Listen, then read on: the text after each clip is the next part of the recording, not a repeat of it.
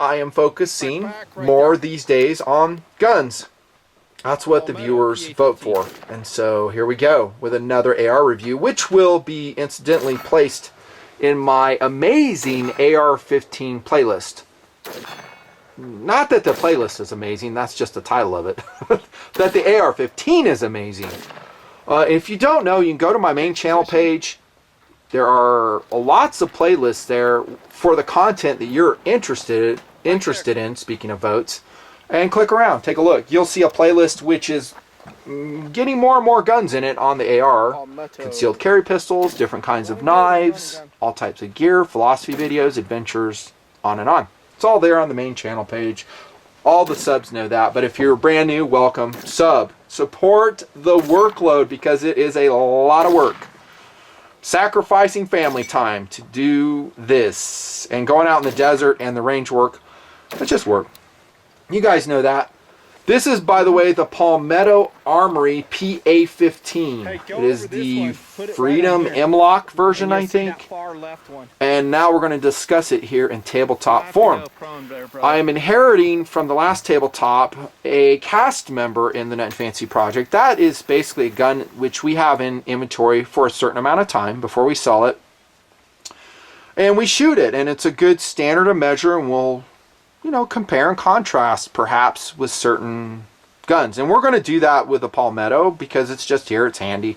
I've been showing my own AR builds a lot, so time to show something different. It's a Smith & Wesson M&P-15, officially Magpul edition, but it has modifications by myself. A lot of them came out of the parts bin that we had, and I just slapped it on. Troy rail and FDE, bad lever, Magpul grip, MFT stock, M-bus. And by the way, both of the glasses, the scopes that is, on both these guns are really excellent. This is a Nikon ProStaff 7 as a test scope, because like I said in the other review, I'm going to 30mm tubes. It just makes my job a lot easier in the longer range shooting we do out in the desert.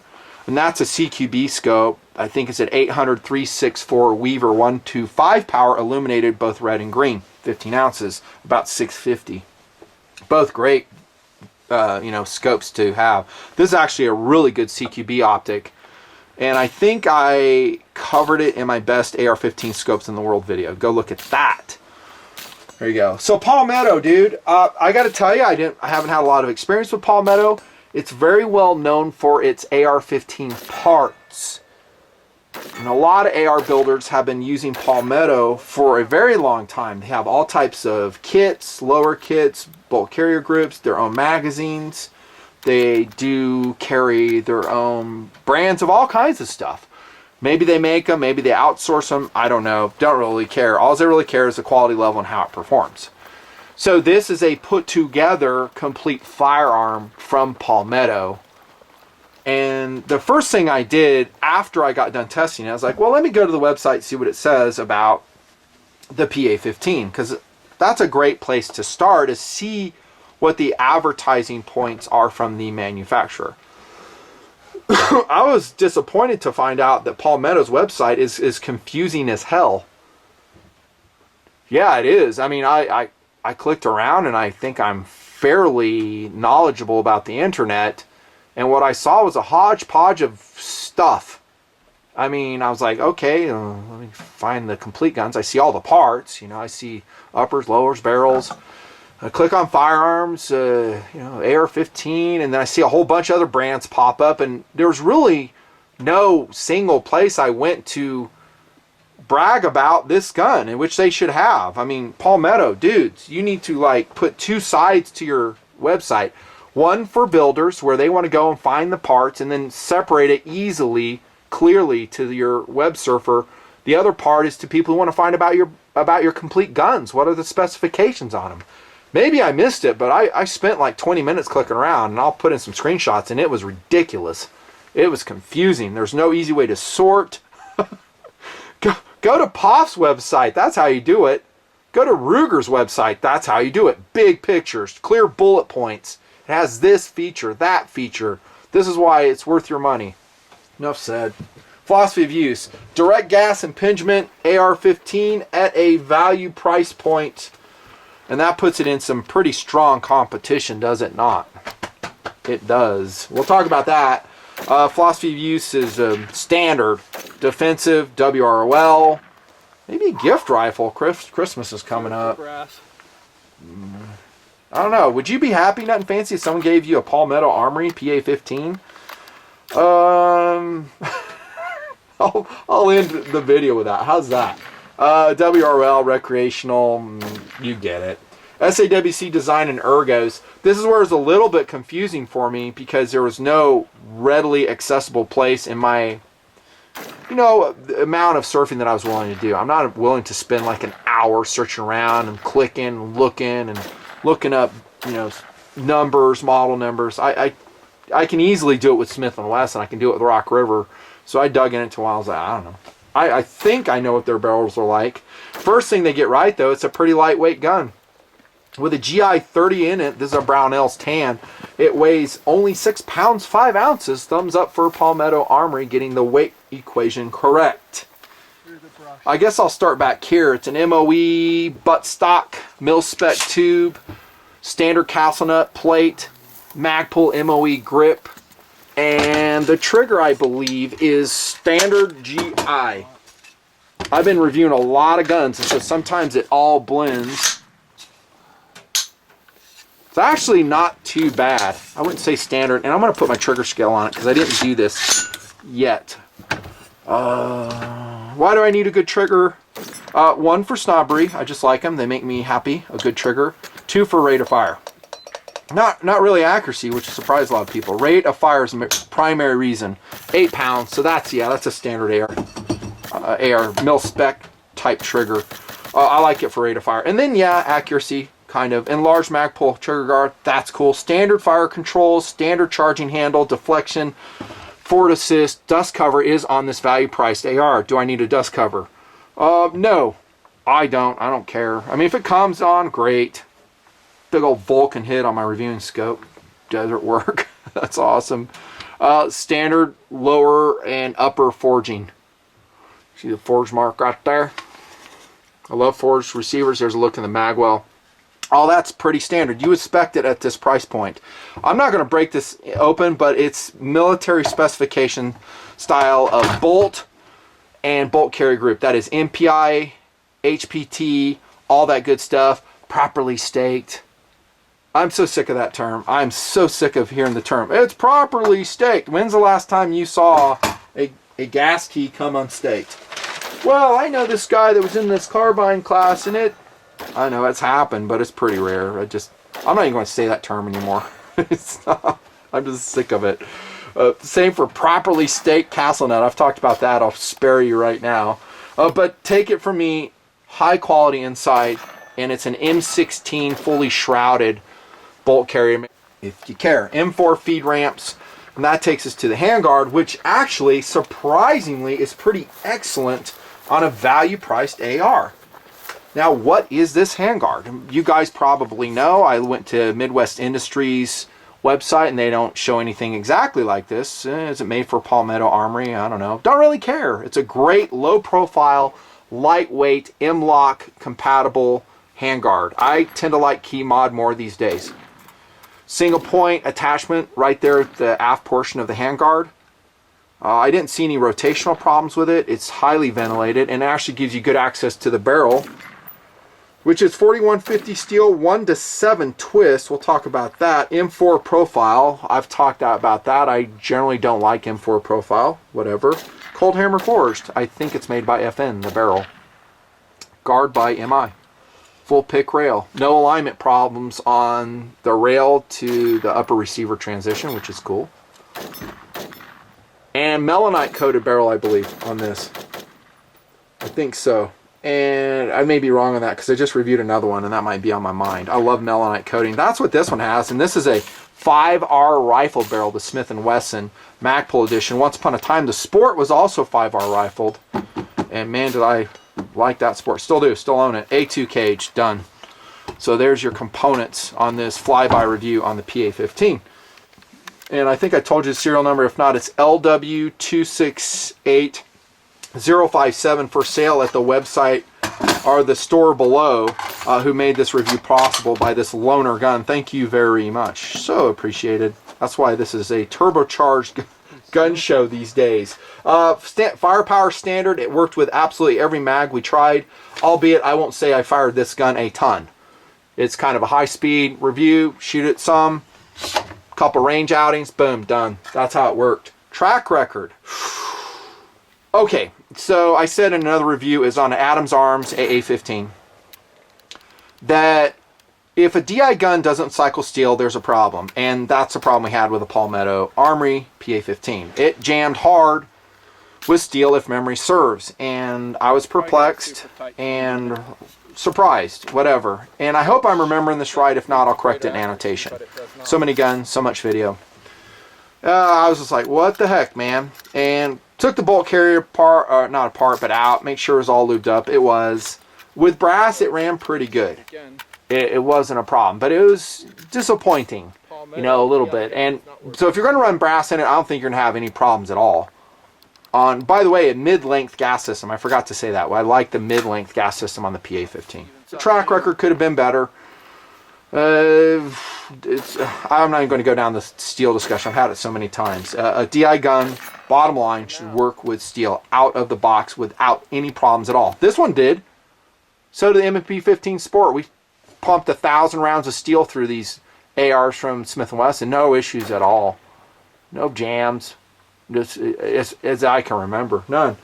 Let's get to accuracy on the Palmetto. I wish I had super good news for you, but I don't. I was disappointed with the accuracy of the gun. Pretty much. I will say this. This is pretty much average and normal AR-15 accuracy. It is. I've said that before, and I've worked hard to correct guys saying, oh, all AR-15s shoot MOA. No, they don't. This is how most AR-15s shoot. 2 MOA. That's about 2.5 MOA. About 1 3/4 MOA. This is all TAC A 55 stuff. I don't know. 2.5 MOA, 4 MOA. These are bad groups. That's in the desert off the polymer table. I'll give you that. But I shoot pretty good. I mean, I've brought lots of targets to table that I'm sub MOA easily from that. Here's American Eagle 55. This is John Shaw, the TMPer from Soldier Boy. He helped me test it. That's an average group. What is that? I don't know. 3.5 MOA. There's a 2.5. You can see it. That's the best group. So I shot that one, the PMC 55s, and that came in at sub MOA. That's the only really tight group we had.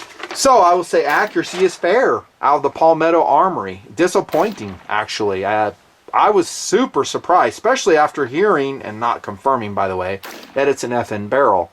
I kind of have my doubts on that because FN, every barrel I've shot from FN, it just shoots so excellently. I mean, they're great barrels. Most of them, not all of them. Most of them are good.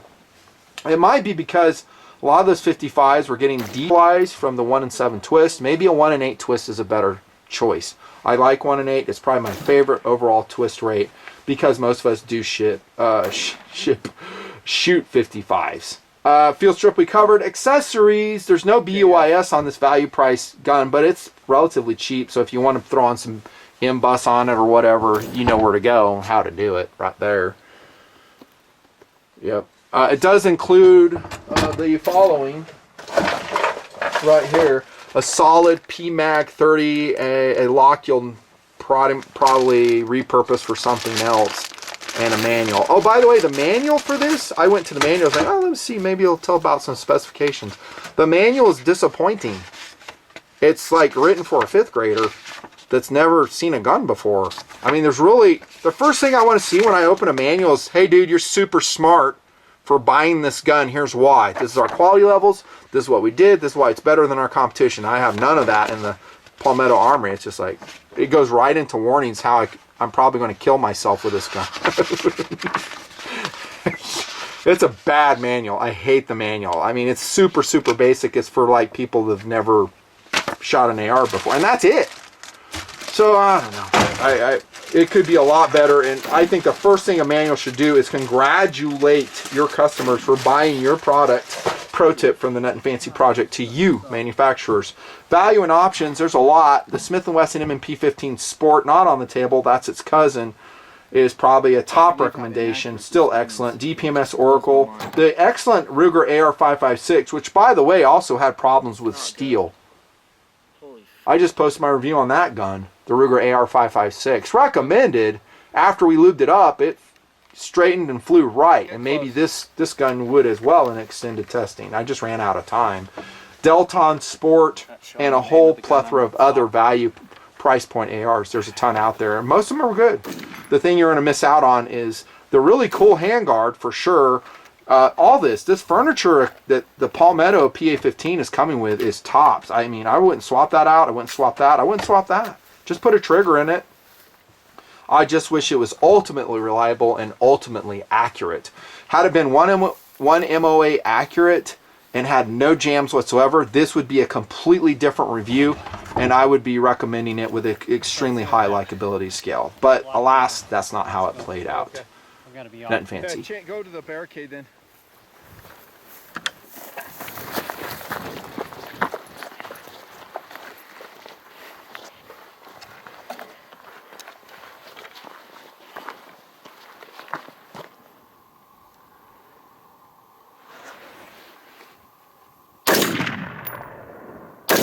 Suck less.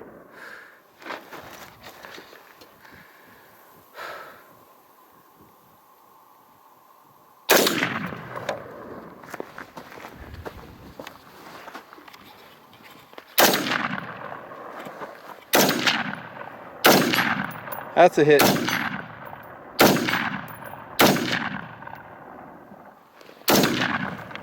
Change position.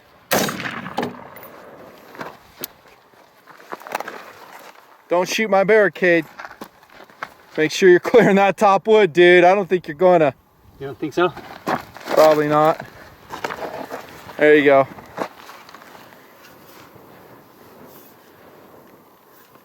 There you go. Palmetto.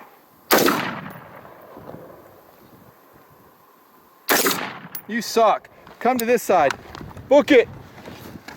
Far target, far target.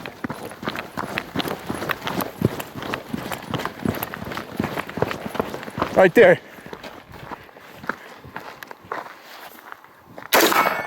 Attaboy.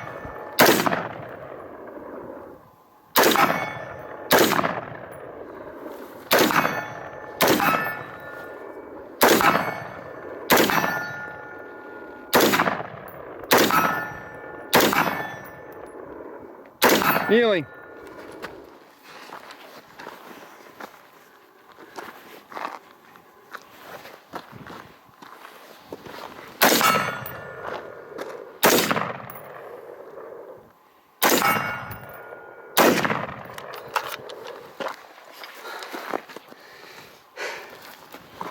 Would you buy a Palmetto?